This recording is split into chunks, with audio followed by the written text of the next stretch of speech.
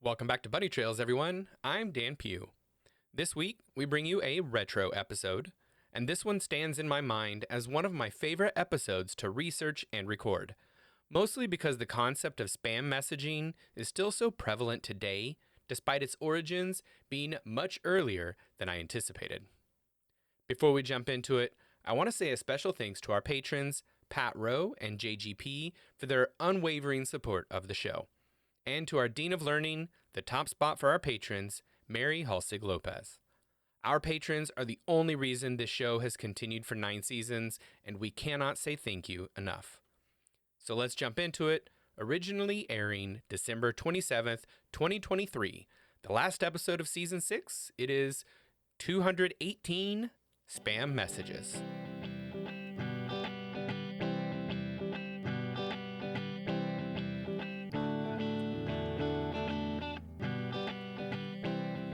Welcome to Bunny Trails, a whimsical adventure of idioms and other turns of phrase. I'm Shauna Harrison. And I'm Dan Pugh.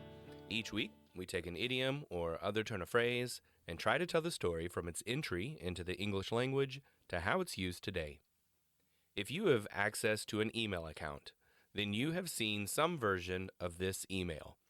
Someone you don't know has died, but they have left you a large sum of money. You need to act fast to access this life-changing amount of money. All you need to do is send a small sum of money to the lawyer or whomever to facilitate the transfer, and then boom, you are rich. And if it sounds too good to be true, that's because it is. This type of message is called a spam message. According to the Oxford English Dictionary, a spam message, or short, spam, is, quote, unsolicited electronic mail, especially when sent to individuals as part of a mass mailing, end quote. Shauna, have you experienced spam before? So much spam. I feel like it's part of your life, especially if you work in an office. Like your email's going to get out there, and it's too many messages. The auto filter works pretty well, but there's still ones that get through, and it's always interesting when they say they're from, I don't know, Dunkin' Donut or Staples or something like that. And it's right. like, I get some from like definitely Dick's not. Sporting Goods and Amazon, that's a big one. Yeah, Amazon, and there's just a lot. There's a lot of them that I get stuff from.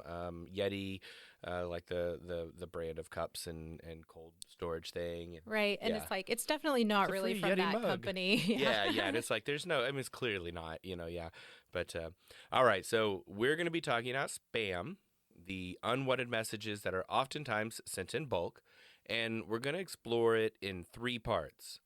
First, the usage of the term in the digital world. Second, the first spam messages, most of which were sent before we called them spam, and how early they started might surprise you. And third, a little about the canned meat product that bore the name long before it took on these digital meanings. Yum. So spam as a digital term has been in use since at least 1991, when Eric Raymond et al. Added it to the jargon file, which was a common heritage of the hacker culture. In it, spam is defined as, quote, to crash a program by overrunning a fixed-sized buffer with excessively large input data, end quote. So clearly the term has morphed a little bit since then. It may have also had connotations of a message not being legitimate or not being real, which in a way, I guess it kind of still does today. Yeah, I think back to some of the older spam messages that I recall getting, and it would be a whole series of jokes or pictures or something like that would run on as just this ridiculously long email. And then as people would forward it to one another, and it usually came with instructions like forward this to, all of the women in your life or whatever it was. And each time somebody forwarded it, it would attach the entire thing again. So it's just you're sending. Oh my goodness. Yeah, what a mess. Massive emails, yeah.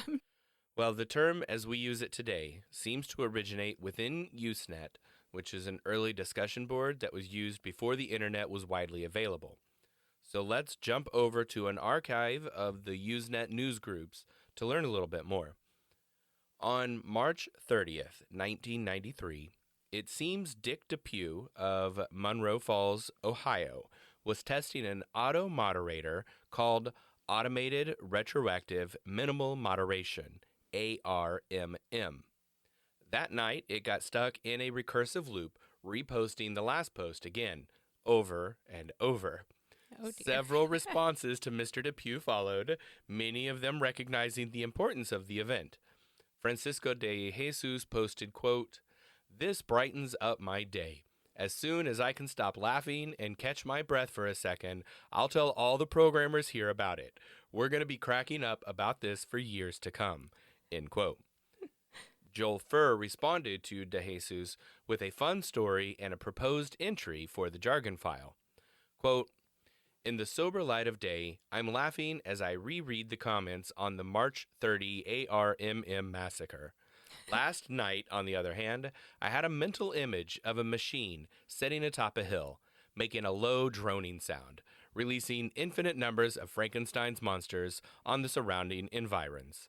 Frankenstein's monsters here, Frankenstein's monsters there, lurching about stiff-leggedly, arms outstretched, all muttering the same word over and over. Arm, arm, arm, arm. Usenet history, I tell you, this needs its own listing in the jargon file. ARM, a Usenet posting robot created by Dick Depew of Monroe Falls, Ohio. Originally intended to serve as a means of controlling posts through Anon servers, transformed by programming ineptitude into a monster of Frankenstein proportions. It broke loose on the night of March 31st, 1993, and proceeded to spam news.admin.policy with something on the order of 200 messages in which it attempted and failed to cancel its own messages." End quote. That's awesome. And that is the first time that I was able to find the word spam used in context that we are using it today. Unfortunately, it doesn't give us any indication as to why the word spam was used here. And we know that the word spam was already being used in computer components earlier in the use, because we saw it in that 1991 jargon file in that particular instance of it. But this is just the first time I could find it in print in actual usage. Right. All right. Well, as I said, this doesn't give any indication as to why we've called it that. So the naming of spam messages is widely thought to come from the canned meat product, but not directly. Instead, it appears to come through a Monty Python sketch. Now, as a quick aside, Monty Python is a British comedy troupe who self-describe their style on their website as, quote, "synonymous with rampant silliness and a refusal to take anything seriously," end quote. Which good description. I think that fits. Yeah, I think that fits. I'm actually a really big fan of Monty Python. Mm-hmm. They really like to push boundaries with their humor to some point, and they used a lot of satire, which, so some of their stuff, maybe if you watch it today and don't understand the context in which they're using it, it might sound like they're making fun of things that we would not make fun of today. But Right. mostly because people were not taking things seriously before, and they were trying to highlight that, Right. So and they did a lot of because they were all men, so they played the women in the sketches too. So they just wore drag a lot, which, Right, yeah, which yeah. I think is hilarious because in today's world there seems to, for whatever reason, seems to be a big argument over drag with a lot of people in America seeming to think that drag is bad in some way. But man, people have been doing it for a very long time. Yeah, definitely like hundreds of years. Yes. Okay, so for more about the naming, I'm going to turn to Merriam-Webster. Quote, "Back in 1970, an episode of the famed British comedy show Monty Python's Flying Circus aired a sketch featuring Vikings enthusiastically chanting the name of their favorite cooked canned meat product. A couple stops at a diner that has copious amounts of spam on the menu, and that also happens to be populated with Vikings. Whenever the waitress mentions a dish with spam in it, the Vikings begin to chant and then sing enthusiastically the name of the cooked canned meat product, completely drowning out the other dialogue in the sketch. Fast forward to the 1990s, where the unrelenting solicitations that popped up on Usenet reminded early internet users of the Viking song in that sketch. In 1994, the publication Network World described unwanted solicitations on Usenet groups as spam attack, thereby introducing the annoying electronic type of spam to a broader audience. End quote. Okay. I would argue that it was definitely used in broader audiences before that. So there's one from the Los Angeles Times in 1993 that was published in September that used the connotations of something having a high spam count, meaning like it was likely to not be real or not a legitimate message. So I know there were examples of it being used before 94 and what the Merriam-Webster has here, but definitely the early 90s is where we were seeing that. Right. But of course, that doesn't give us, and of course, Merriam-Webster is helpful, but that doesn't give us any background on why that was the case or like where that came from or any real quotes. The only quote it does use is from the Network World. So here is a snippet from that original brief. This is May 30th, 1994. And the little snippet was called Canned Spam. Quote, Internet users suffered another spam attack last week, this time from a Florida public access host user who flooded Usenet conferences with ads for a thigh-reducing cream. Retribution, however, was swift. Administrators at the Usenet's site quickly yanked his account. End quote. For thyroid-reducing cream. Gotta love it. Yeah. Gotta love it. Right, and that was 94. So I mean, we'd already seen several instances of this beforehand, and in fact, even before this one in May, like there was a really popular one that we'll talk about later that happened in April of 94. And that one actually is referenced here, where there seems to be a contemporary source that would indicate potentially a different origin. This is from Time magazine on July 25th, 1994. Quote, what the Arizona lawyers did that fateful April day was to spam the net, a colorful bit of internet jargon meant to evoke the effect of dropping a can of spam into a fan and filling the surrounding space with meat. End quote. Gross. That is gross. That is absolutely gross. And it would definitely seem to indicate a different origin than what Merriam-Webster talks about. However, this is the only place I can find this specific definition. So it could have just been a misunderstanding by the reporter. Maybe the reporter tried to fill in some gaps from what they thought might be the case, and they were just wrong. Or maybe as more work gets digitized, we'll find more conflicting stories, and maybe we'll find that there's more than one way we came to the word spam. Who knows? Right. Maybe this guy just experienced a really horrible, like sort of prank whoever or dropped something. I don't know. Yeah, whoever dropped spam onto a fan like that just sounds awful. Ugh. Ugh, yeah. Well, the Monty Python skit has some merit though, due to historical use among the community. There's a term I found in the jargon file that was called brand. I will read from the entry. Quote, humorous catchphrase from Bartlemuds in which players were describing carrying a list of objects, the most common of which would usually be a brand. Often uses a joke in talk mode, as in, Fred the Wizard is here, carrying brand ruby, brand, kettle, broadsword, flamethrower. The brand is a torch, of course. One burns up a lot of those exploring dungeons, probably influenced by the famous Monty Python spam skit, end quote.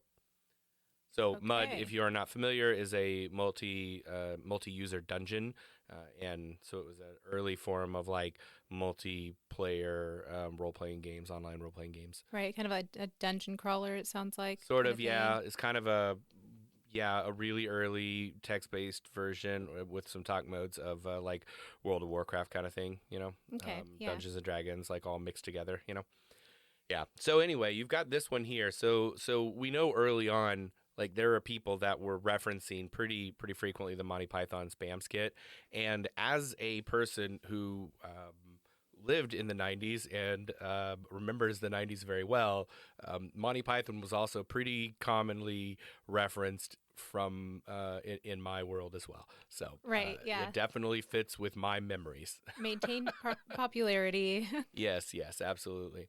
So yeah, so this is just another piece that kind of lends more credence to what Merriam-Webster was saying, and I've seen many other places that make those same comments. I just don't find anything that has like first citations, like original citations that can go to an original source that says this is why we were doing it. It's all people who are talking about it from the afterwards saying this is why it happened back then. But if I could find Right. somebody in the moment saying something, and the only thing I could find in the moment said something different. So, Right. Yeah. so who knows? All right. So let's talk about the first spam messages. Shauna, do you have any idea when the first unwanted, unsolicited bulk messages happened? So we're talking like it's not called spam, doesn't need to be digital kind of thing. Sure, certainly. Okay, because all I can think of like the an old version of spam messaging is like when they used to throw leaflets at crowds. Interesting. And Okay. I have no idea how long that's been going on. Probably as long as we've had printing. When was the Gutenberg press? Like, I'm not sure. Gutenberg Press would have been very expensive, but yeah, Right. that sort of propaganda I think really kind of took its effect in when you could do aerial deliveries of that. Right. That. But yeah, that would have been unwanted and unsolicited bulk.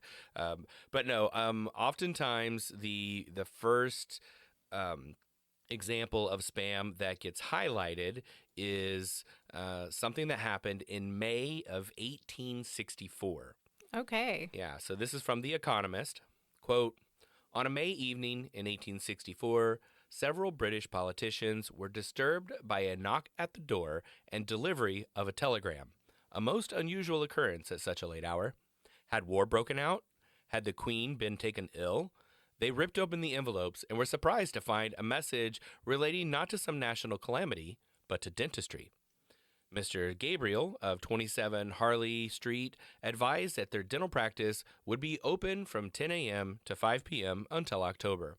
Infuriated, some of the recipients of this unsolicited message wrote to the Times, I've never had any dealings with Mr. Gabriel, thundered one of them, and begged to know by what right do they disturb me by a telegram, which is simply the medium of advertisement? This was, notes Matthew Sweet, a historian, the first example of what is known today as spam. It shows that new communications technologies have been prompting questions about etiquette ever since the advent of the telegraph in the 19th century. The pattern is always the same. A new technology emerges on the scene, and nobody can be quite sure how it will be employed, or the appropriate etiquette for its use. So users have to make up the rules as they go along. End quote. Okay, so that was like a really long time ago. I'm not sure if I were really just like giving an answer that it was going to win me a prize. I don't know what date I would have come up with, but Right. but this is early. This is like okay, a telegraph like that's some effort. Like this dude really Yeah. thought it was going to be worth it to do to send his message that way. I guess. I mean, yeah, and we don't have any.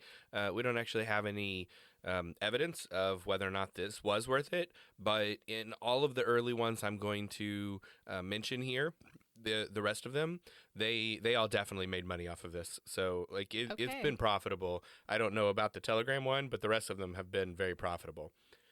So let's look at the first spam email. This happened in 1978. This was sent by Gary Thurk in an attempt to sell a new model of computer. Here is Rob Smith writing for the World Economic Forum. Quote, Thurk pitched to roughly 400 prospects via ARPANET, a forerunner to the modern internet, and reaped $13 million in sales for his company. The e-marketing ploy wasn't without controversy, however, and as Thurk himself recalls, complaints started coming in almost immediately. A few days after the original email, an ARPANET representative called Thurk to voice his displeasure. He made me promise to never do it again, he said. End quote. That's that's fantastic. Yeah, so that's 1978 was the first spam email. I'm not sure all of our listeners realized that email even existed in 1978. Right. So yeah, that's quite interesting. Well, the InternetSociety.org notes that spamming was a popular prank in 1988, though there's no indication that the word spamming was used to describe this at the time. Quote, spamming starts as a prank by participants in multi-user dungeon games by mutters to fill rivals' accounts with unwanted electronic junk email, end quote. So yeah, there's another example of spamming that was taking place where they were once again talking about those MUDs, the multi-user dungeon games. Right. So yeah, so that's I an example of that happening. I could see that being a devious yet effective tactic to use against your enemies or whatever the other party in those kinds of games. Uncool, but I can see how it would be Yeah. effective. So I'm kind of thinking about this, and like I remember with a fax machine, you would get spam messages occasionally on fax as well, so it's like there'd just be Oh these yeah. things showing up that had nothing to do with the company or whatever it may be. So I don't know if that was called spam at any point, but that's one that I think of as well. As late as 2017, my office still had a fax machine, and we would still get spam on it from about vacations and Yeah. products that we could purchase and stuff. And frankly, it was the only thing that ever came across a fax machine. And I don't know if they still have that fax machine or not. It's redundant communications was an important pathway for us, Hmm. and that was still attached to a landline and not a voice over IP. And we had a couple other lines that were as well. But yeah, it was definitely an interesting thing when I first started working there and walked in, and I'm like, oh my, we still have a fax machine. Oh boy, oh dear. Yeah, that's funny. I work in with education. There are still fax machines, multiple fax machines used to send records and things. So I'm not sure if there's a just reason or if it's just easier to keep doing it the same way. But Yeah, it's wild. but yeah, every once in a while you get an ad for like a free cruise or something. Yeah, exactly. Right. All right. Well, one of the first mass commercial spam campaigns happened on April 12th, 1994. This is that one that I had mentioned before, and so you'd heard about it with the lawyers here. This was by two Arizona-based lawyers, Lawrence Conter and his wife, Martha Siegel. Here is an account from the UK marketing news site Campaign. Quote, although the pair were not the first spammers, they were the first to use spamming commercially. In doing so, they opened the floodgates for billions of unrequested messages that clog the internet systems every day. Their spamming, posted to more than 5,500 message boards, was questionable to say the least, and it was to set the tone for so many others that followed. It promoted a scheme to encourage people to enroll in the United States government's Green Card Lottery. This allocates a limited quantity of green cards to non-citizens, allowing them to stay and work in the country. Cantor and Siegel offered to do the paperwork for a fee. They omitted to mention that those wanting to enter the lottery had only to send a postcard with their name and address on it to the U.S. State Department. The spam provoked uproar. Their internet service provider, Internet Direct, received so many complaints that its mail service crashed repeatedly for 2 days. Nevertheless, Cantor and Siegel claimed to have made between $100,000 and $200,000 as a result of an ad that cost them only pennies. Undeterred by the backlash, they set up a company to create commercial spamming for other businesses while writing a book called How to Make a Fortune on the Information Superhighway. Cantor later claimed to have no regrets about unleashing spam. Somebody would have done it if we hadn't done it. End quote. My goodness. I guess if you make the money, you don't care that much. Right. Well, as a quick footnote from the article, in 1997, the Supreme Court of Tennessee disbarred Cantor in part for alleged illegal advertising practices. Okay, well, So there yeah, you he got go. his comeuppance in '97, and by that point, Siegel was already dead. So, I mean, if you were looking for justice, I guess there might be some there. He was, I don't wish death on anyone, of course, but at least Cantor was disbarred from legal practice, but he continued to work in the software industry. Okay. Yeah, so that's a quick history on spam messages. So there you go. Starting in Victorian England and running pretty consistently to today. My goodness. All right, let's move on to our final point. This is about the origins of the name spam for the canned meat, or as the Brits say, tinned meat, which might be more apt actually. I usually think of a can as a cylindrical object, like a soda or a tuna or a green bean can, right? But for something cuboidal, which is like think of a 3D rectangle, I would call it a tin. And like sardines, I wouldn't call that a can of sardines, I'd call that a tin of sardines.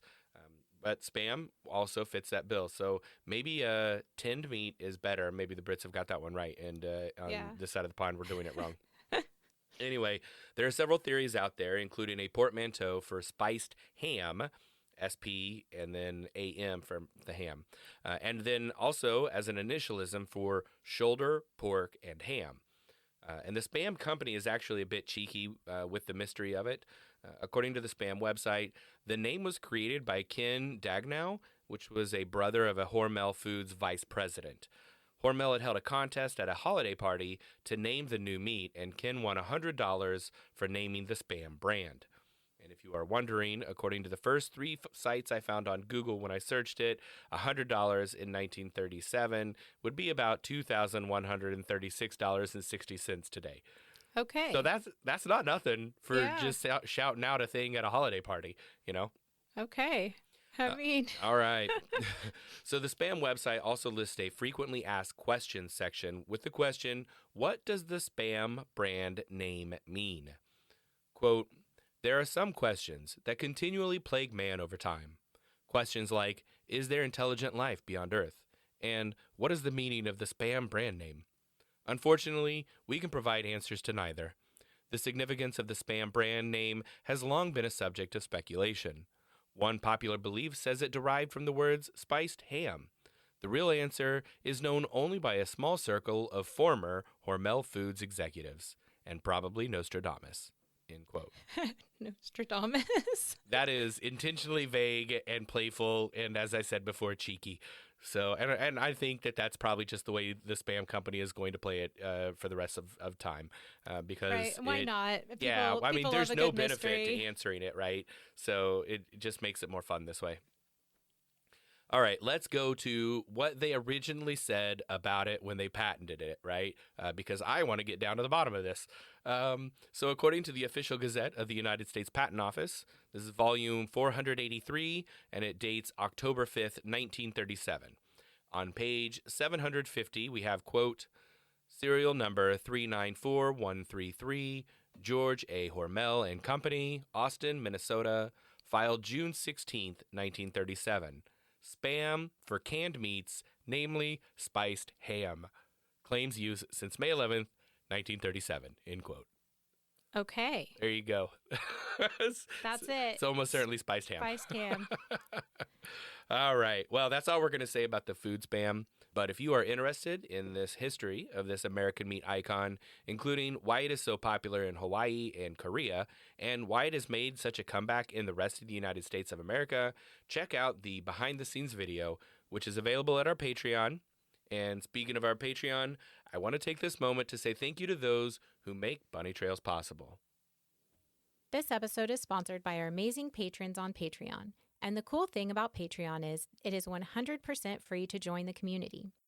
We have new things every weekday on the feeds, including a conversation about what everyone is reading, early access to the show, patrons-only polls, and our behind-the-scenes video, which always includes a little about our week before the show and a cool feature after the show. We've got some other pretty cool stuff too, like original digital artwork once a month made by Shauna, and awesome name recognition like Pat Rowe gets every episode.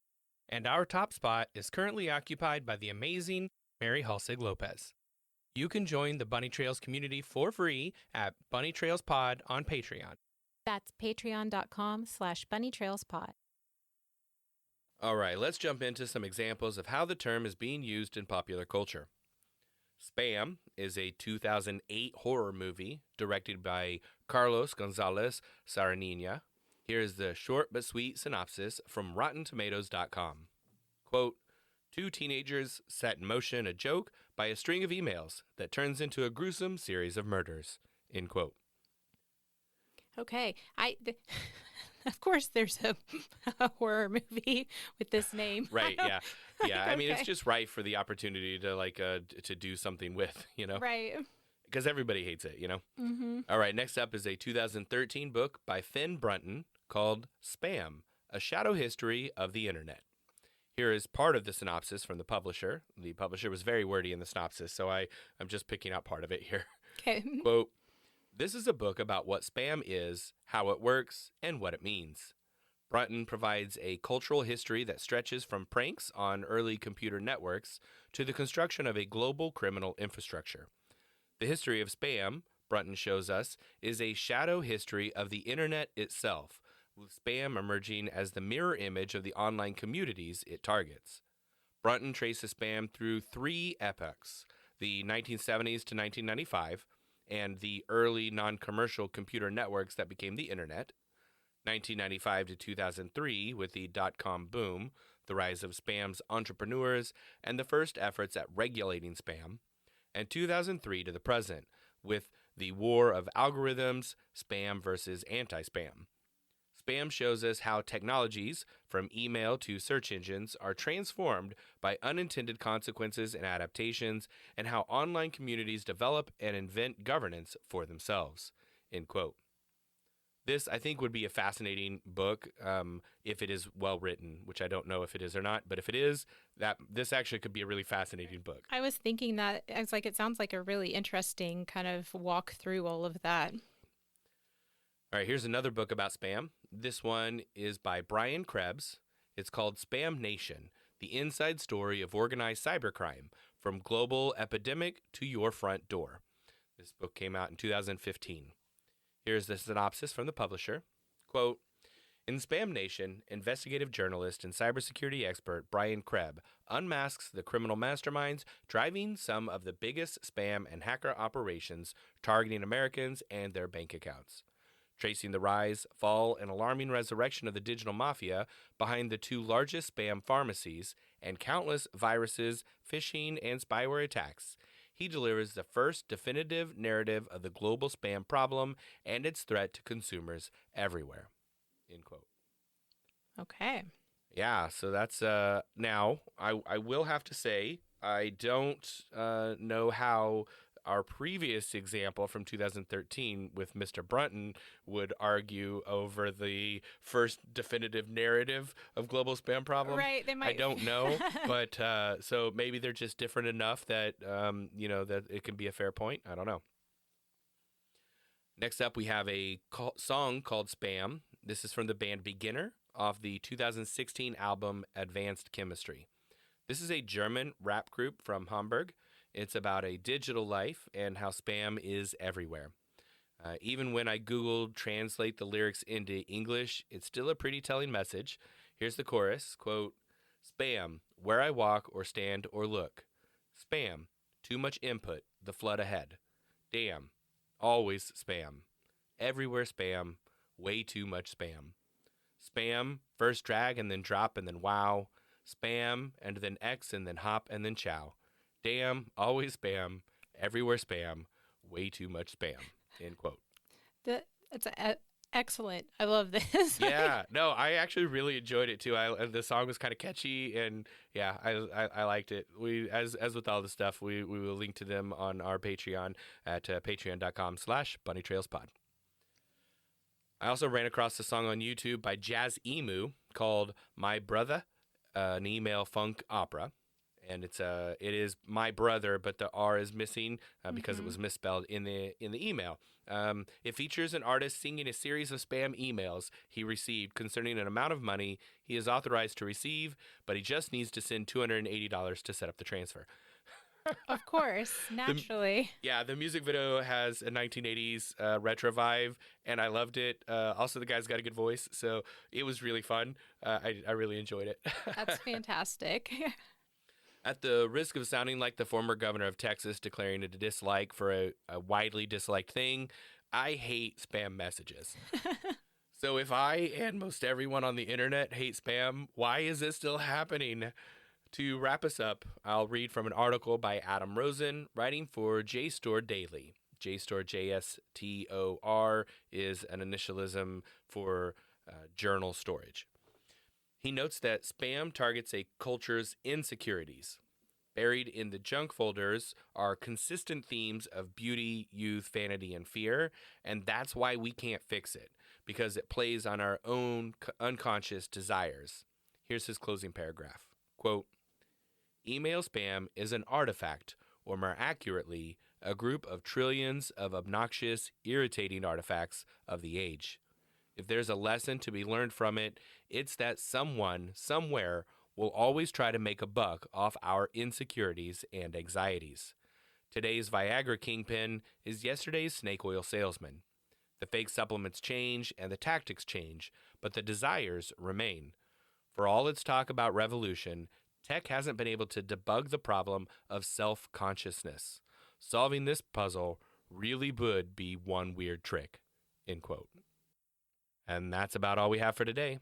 If you have any thoughts on the show or pop culture references we should have included, reach out to us on Patreon. That's patreon.com/bunnytrailspod, or comment on our website, bunnytrailspod.com. All right, it is poll time.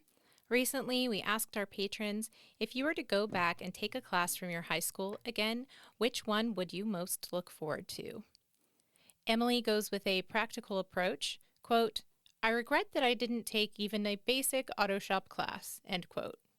And Jan sticks with what he loves. Quote, I love history and geography, social studies for me, end quote. Heather is also on the practical side. Quote, I'd like to go back to foreign languages. A few years ago, I decided to get back to my high school Spanish, and then I started learning Korean and Mandarin. I was always intimidated by new languages, but once I started, it snowballed, and now I love discovering new words and phrases. If I went back, maybe I'd try French or German, end quote. Well, I can totally agree on paying more attention in world language classes. Personally, I'd go back and do more musicals. The camaraderie and esprit de corps are difficult to replicate in adulthood, both because of less opportunity for such things, but also my availability for free time.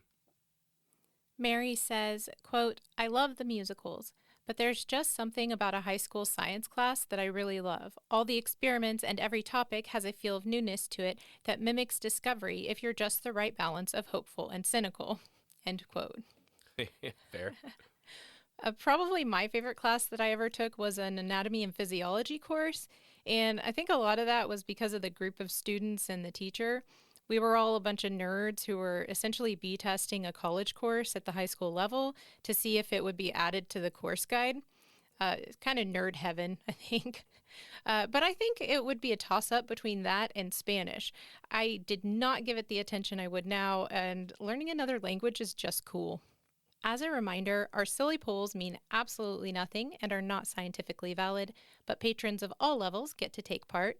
Head over to patreon.com/bunnytrailspod to take this week's poll. Thanks for joining us. We'll talk to you again next week. Until then, remember, Words belong to their users.